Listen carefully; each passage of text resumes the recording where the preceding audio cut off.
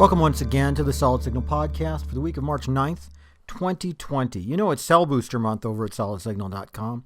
Every month we're going to be doing kind of a theme, and this month's theme is cell boosters. And yes, I'm going to bet that the 1,000 or so folks who listen to this podcast actually have a pretty good working knowledge of the fact that cell boosters exist, might even have one themselves. So I'm not going to spend a lot of time with the basics. I will go over them real quick, but I want to spend a lot more time talking about why you should be showing your friends, talking it up with your friends, getting the word out about cell boosters. Cellular signal boosters are essentially fancy little computers that work to provide two-way communication in an instant, just a tiny fraction of a second. They take in signals from an outdoor antenna. They amplify and process them. They put them back out through the indoor antenna, and then they do it in reverse. You know, both ways at the same time, simultaneously, and so fast that you can't even tell that anything has happened. The result is that you can actually get 100,000 times more signal strength coming out of a signal booster than is going in, which is pretty amazing if you think about it. Of course, the other thing that this fancy computer is doing is processing the signal, working on it so that it's not going to overload either your phone or the cellular system, because when you're talking about that much power, you could build up a pretty dangerous feedback loop pretty quickly, let me tell you that. Pretty quickly, as Larry David would say. And that's why these things are regulated by the U.S. government. That's why they're classified as perfectly safe by all of the cellular carriers out there.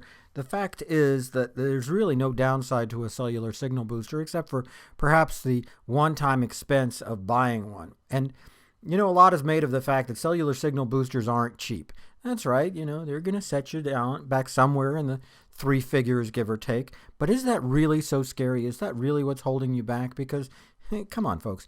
A lot of you, especially the folks who listen to this podcast, you know, you're shelling out $1,000 or more for a phone every other year, and here's a device that's going to work for you for 5 to 7 years, do a great job, and very likely support every phone that you've got in the interim, plus all of the phones of your friends, and it costs about 1/3 of what you pay for one phone. So the truth of the matter is it's not really cost. I understand it kind of maybe feels like it, but that's not how that really works. I think that if you're really honest with yourself, you understand that. Sometimes it's a case of not feeling like you want to do the installation yourself, and I get that. Sometimes it's a case of just feeling like, oh, well, you know, it's probably good enough, or I'm using Wi-Fi or whatever, and I get that too. So let's address those two things. First of all, your service is not good enough. I know that you think your service is good enough, but the one thing is you can't tell when other people can't hear you unless they tell you. And a lot of times if your signal is going in and out, people aren't going to tell you if they can't hear you, as long as they can understand what you're saying. So you really don't know how bad you've got it. Second of all, let's talk about that Wi-Fi excuse for a second. Now, I use Wi-Fi calling. I bet that you do too, and it works great. If you're on your own Wi-Fi, and if you, if you are in a part of the house where there's great Wi-Fi and you haven't really covered your entire house with Wi-Fi, very few people have.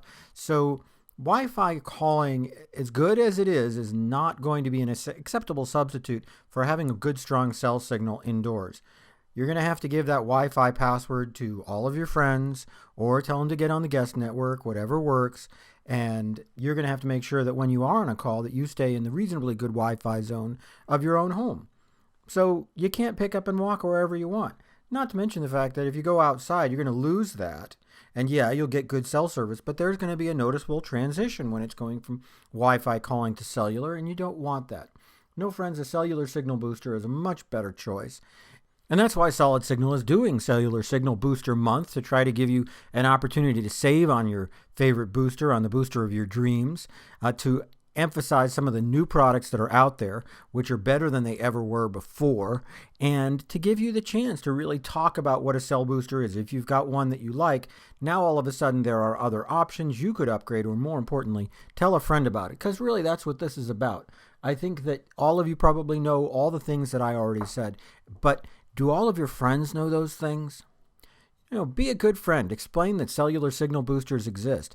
Talk about how the new ones are more stylish and smaller and easier to install than ever before, that many of them don't require that you drill through a wall or make any permanent damage, that it's super easy to set up, and that the costs are lower than they ever have been.